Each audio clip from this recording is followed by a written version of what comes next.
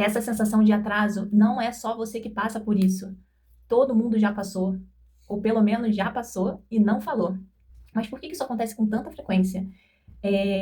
Hoje em dia, né, temos um fenômeno muito grande, né, de comparação, principalmente pela questão das redes sociais, porque hoje a gente tem contato íntimo com a vida de pessoas do mundo inteiro, não só daquelas pessoas que estão próximas da gente, né? Então, muitas vezes a gente olha para a vida do outro, né? A gente acha que a grama do vizinho é mais verde que a nossa, né? A gente vê que o outro conquistou coisas que a gente gostaria de conquistar, tá vivendo coisas que a gente gostaria. A gente vê ele construindo relacionamento, a gente vê construindo uma família, uma carreira profissional, adquirindo bens que a gente gostaria de já ter.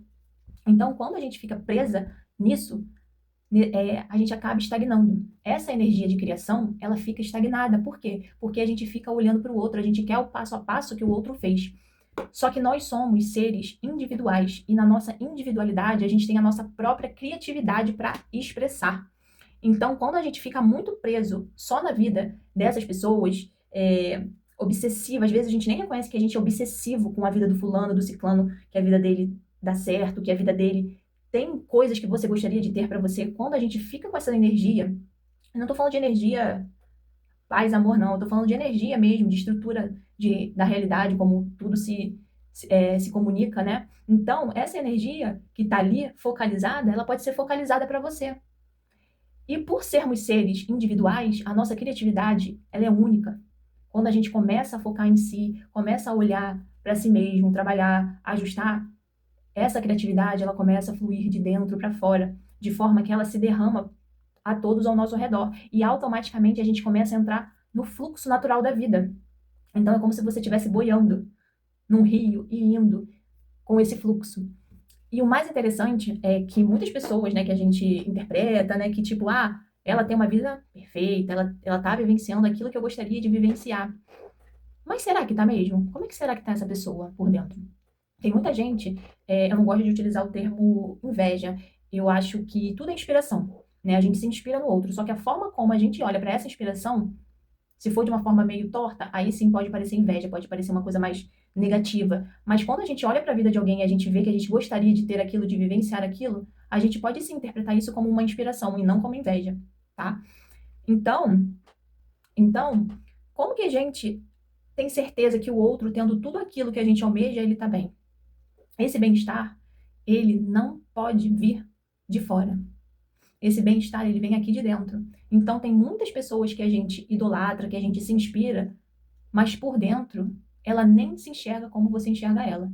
Às vezes, ela está vivenciando diversos sofrimentos emocionais e psicológicos que você não vive, que você não tem.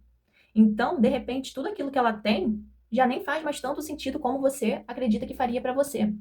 Então, a conclusão que a gente chega não é só ter as coisas, só querer ter as coisas, conquistar as coisas.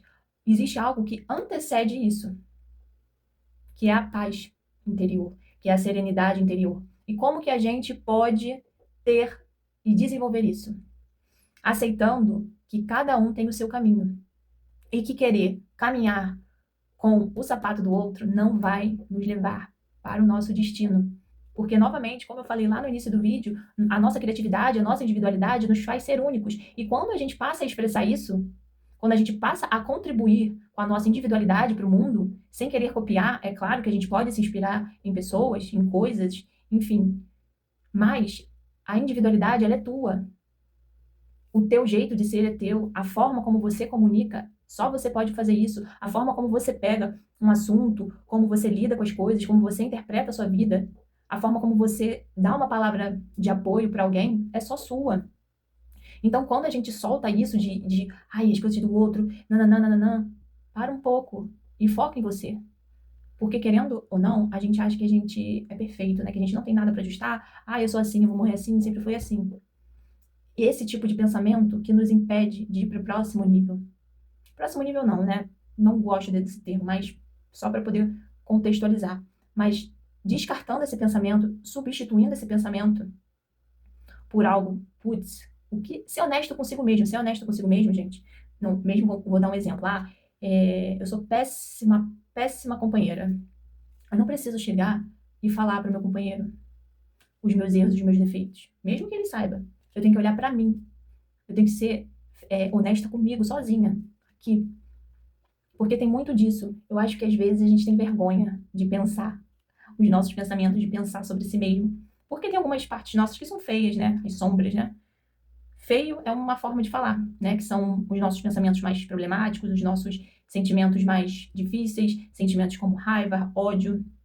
Então, às vezes é incômodo olhar para esses lugares, mas ele é necessário. Então, essa honestidade, você não precisa abrir aqui a câmera e falar para todo mundo os seus defeitos, aquilo que você quer ajustar, você não precisa disso. Você pode fazer sozinho. Você com você mesmo, ser honesto com você. Você não precisa falar para ninguém que você vai mudar, que você vai se ajustar. Isso tem que ser com você, só você e você. Então, para concluirmos, é isso. A vida é uma infinidade de formas de se expressar. E ela se expressa como? Através da individualidade de cada um.